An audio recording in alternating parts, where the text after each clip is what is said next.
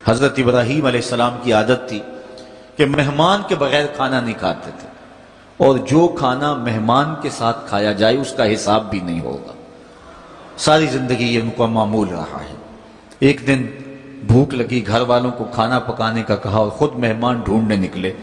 ایک شخص کو جو کہ بوڑھا تھا لے آئے، دسترخوان پہ بٹھایا، کھانا جب لگ گیا تو اس کو کہا اللہ کا نام لے کے شروع کرو۔ اس نے کہا میں تو اللہ کو نہیں مانتا۔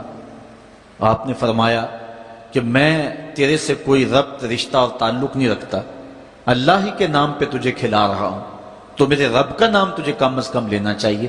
اس نے کہا میں تو بتوں کا پجاری ہوں اور روٹی کے چند ٹکڑوں کے لیے اپنے بتوں سے بے وفائی نہیں کر سکتا۔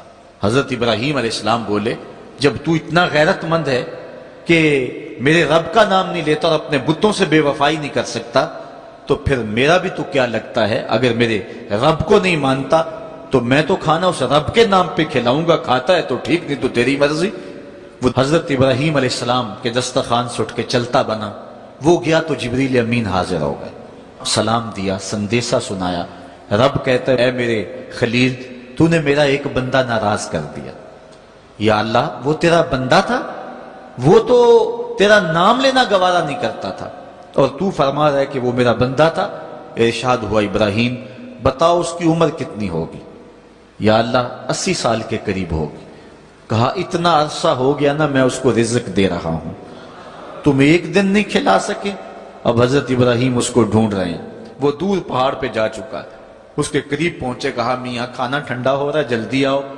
اس نے کہا ایک شرط ہے، تمہارے رب کا نام نہیں لوں گا۔ کہا نہ لینا آؤ۔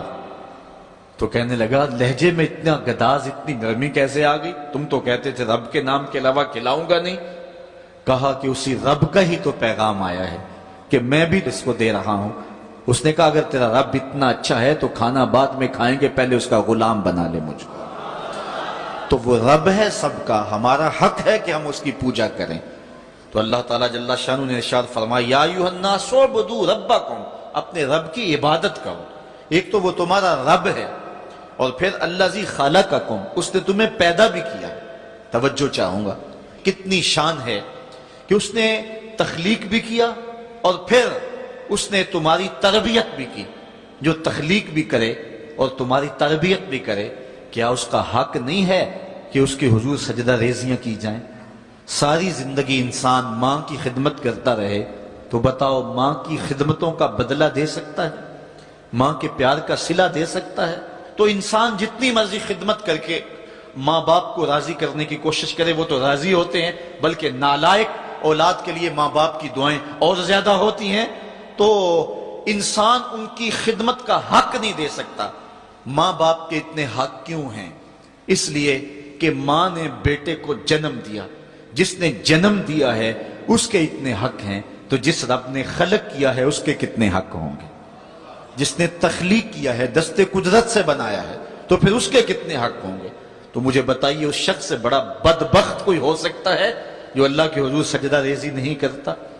صبح کے وقت چڑیاں بھی اللہ کا نام لے رہی ہوتی ہیں، حشرات الارض بھی رب کا نام پکار رہے ہوتے ہیں، بلوں سے سر نکال کر جانور بھی اللہ کا نام پکار رہے ہوتے ہیں، اور اس شخص سے بڑا بد نصیب زمانے میں کوئی نہیں ہے کہ جو اللہ کی حضور جھکنا نہیں جانتا، جو اللہ کی حضور جو ہے وہ عبادت کا سر نہیں رکھتا۔ وہ رب ہے جو تمہیں پیدا کرنے والا ہے۔